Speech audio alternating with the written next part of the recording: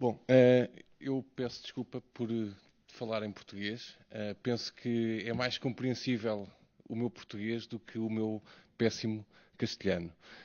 E por isso peço desculpa, ainda para mais no final desta sessão, onde estamos já todos um pouco cansados. De maneira que vou tentar falar muito calmamente e devagar, de maneira que nos possamos todos entender. Eu julgo que esta minha comunicação vem muito a propósito daquilo que foi a primeira ponência que abriu este bloco, na medida em que vem acentuar um pouco aquilo que são os problemas da perda de identidade e deste grande aumento dos não-lugares que agora foram referidos. O meu interesse neste momento foi trazer para a discussão o problema, que também já foi aqui levantado hoje de manhã, sobre as grandes superfícies comerciais, que são, no meu entendimento, exemplos grandes, exemplos maiores daquilo que será um não-lugar destes nossos tempos. Estas palavras são palavras de Baudrillard sobre a globalização. Vivemos num mundo de objetos e somos confrontados diariamente com eles. São marcas e são signos e são nomes que poluem o nosso dia-a-dia e que fazem com que os lugares onde estamos sejam lugares cada vez mais indiferenciados. Desde a EasyJet, que me traz de Lisboa a Madrid, até ao Big Mac, que se pode comer em Lisboa e na China, nós estamos realmente inundados num mundo que é o mundo do consumo, que Baudrillard identificava como a sociedade do consumo. E que Salman Rushdie avançou como o nome de Mecmundo, onde nós todos hoje vivemos. Ora, isto na cidade acabou por transformá-la e hoje a cidade, propriamente dita, acaba por ser uma montra também de imagens, acaba por ser um apelo permanente ao consumo e aquilo que Guy Debord falou de cidade do espetáculo. Nesta cidade em que vivemos, do espetáculo, o centro antigo, como também já foi referido, também passou a ser um objeto de consumo. O exemplo de Veneza penso que é interessante como um dos maiores centros históricos europeus e a breve referência de que nos últimos 50 anos a sua população diminuiu cerca de 2/3. O aumento do turismo que consome a cidade, paga para estar na cidade, aumentou e obrigou os seus habitantes a sair. Por outro lado, o aumento da cidade periférica, de todos os nossos subúrbios, os subúrbios que crescem à volta das nossas cidades, cada vez mais indiferenciados, cada vez mais iguais e, sobretudo, com uma ausência permanente de espaço público, que também já foi aqui falado hoje. A ideia que tínhamos da paisagem urbana tradicional como uma expressão da relação íntima que o homem tinha e permanentemente assume com o território, foi perdendo esta ideia, que é uma ideia, enfim, é uma ideia tradicional, é uma imagem tradicional daquilo que seria a paisagem urbana antiga e que nós tínhamos na nossa memória coletiva. E foi realmente transformando-se. Esta é uma imagem já de Lisboa, de um ícone arquitetónico lisboeta, que, para quem conhece, são as 3 torres do Complexo das Amoreiras, um complexo, enfim, da arquitetura pós-moderna de Lisboa, um dos primeiros centros comerciais que foram construídos em Lisboa e que hoje acabou por se tornar um centro da cidade, que não tinha absolutamente nada a ver com o centro normal, daquilo que seria o centro urbano da cidade de Lisboa. E a cidade vai ganhando novos centros. Deixa de ter um centro institucional, um centro histórico, e passa a ter vários centros que se vão distribuindo pela mancha da cidade. O centro antigo é um centro que é antigo e passa a ser um centro vazio, completamente deslocado daquilo que é a realidade urbana atual.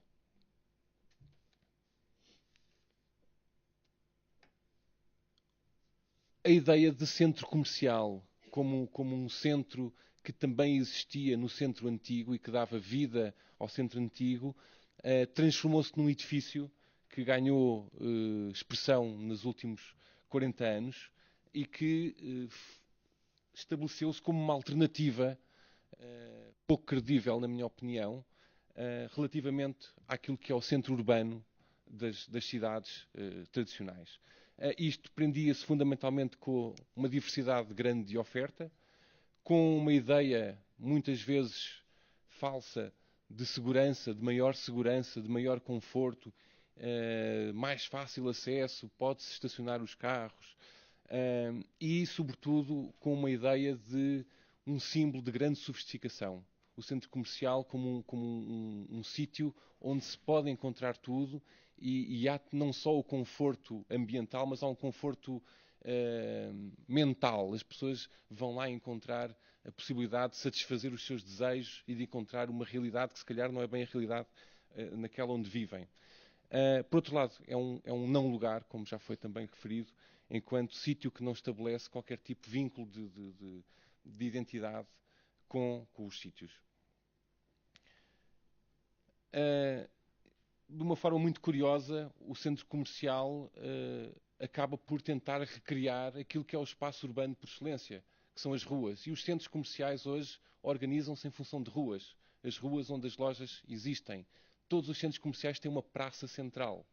Uma praça onde não existe nada, mas que dá uma ideia de que estamos todos a caminhar dentro de uma cidade. E não estamos. Portanto, o centro comercial como uma tentativa incrível de recriar um espaço urbano. Mas o centro comercial vai se ampliando e fora da cidade vai ganhando também o seu próprio território. E vão-se construindo grandes superfícies comerciais. Vou-vos mostrar alguns casos de Lisboa e à volta de Lisboa que procuram, efetivamente, recriar esta ideia da estrutura comercial urbana, gerando grande indiferenciação e, sobretudo, uma grande monofuncionalidade nos espaços. E trazendo também, ou obrigando as pessoas a saírem dos centros das cidades para fora delas, para, no fundo, terem os seus lugares de lazer e de ócio.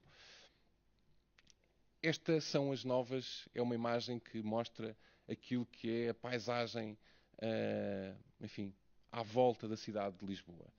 Uma paisagem completamente desarticulada, onde os grandes centros comerciais quase que se afirmam como oásis no meio de uns desertos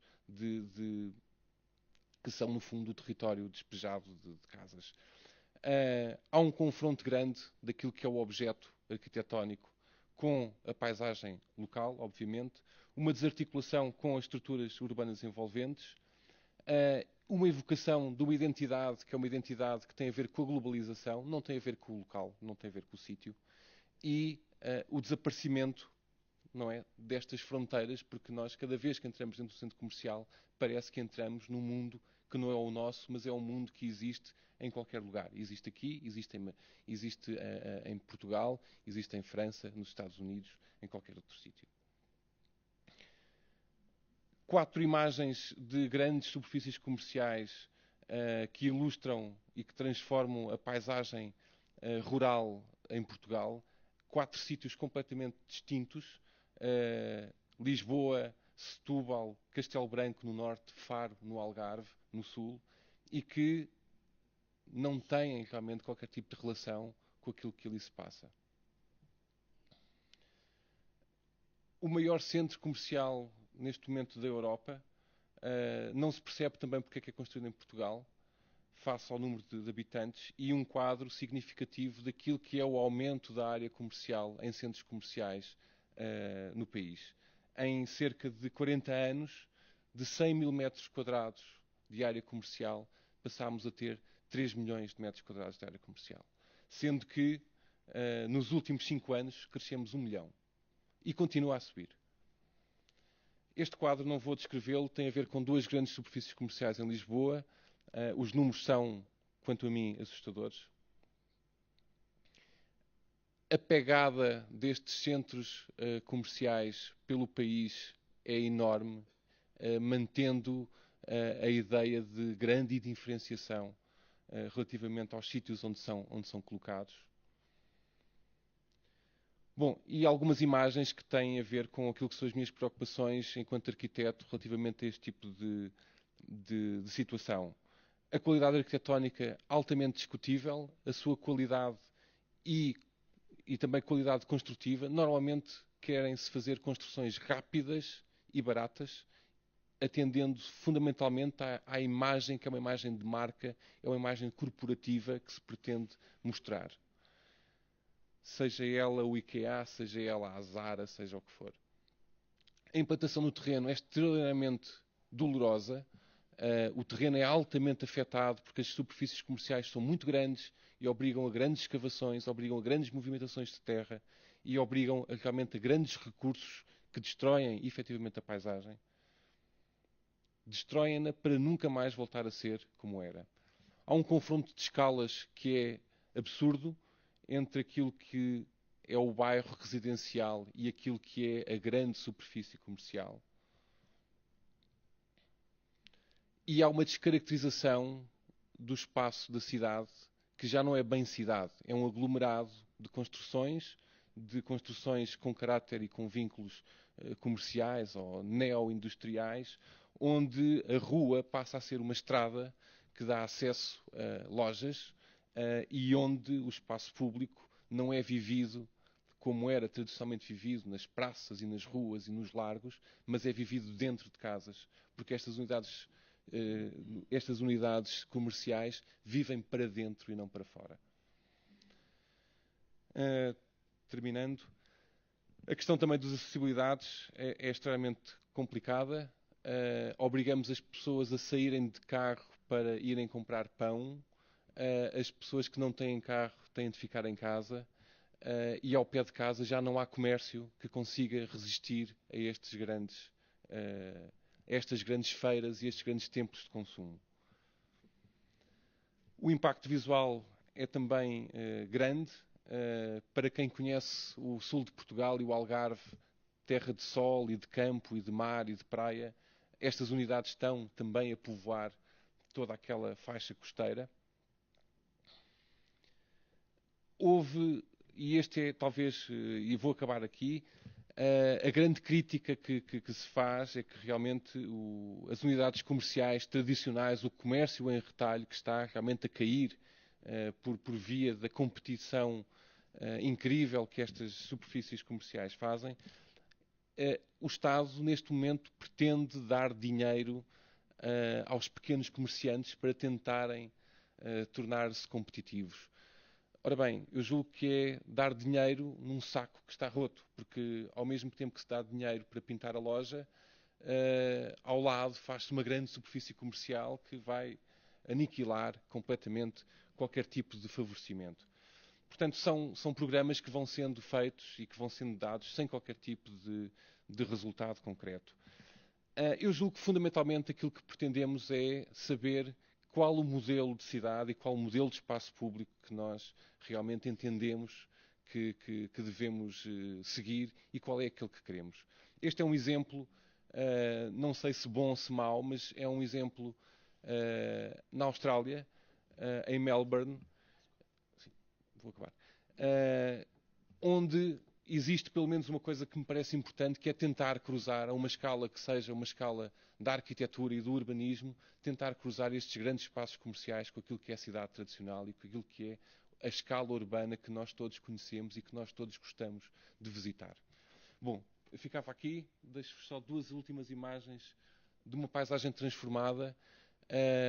Isto é o grande lago do Alqueva, que foi proveniente da grande barragem que foi feita, e uma última imagem que tem a ver com a paisagem urbana, arqueológica, a sede de Lisboa, a Catedral de Lisboa e as ruínas, desde o tempo fenício até ao momento gótico, está a cidade toda aqui expressa numa única imagem, exatamente para simbolizar a importância da paisagem urbana enquanto sucessão e sedimentação de momentos e de histórias. Obrigado.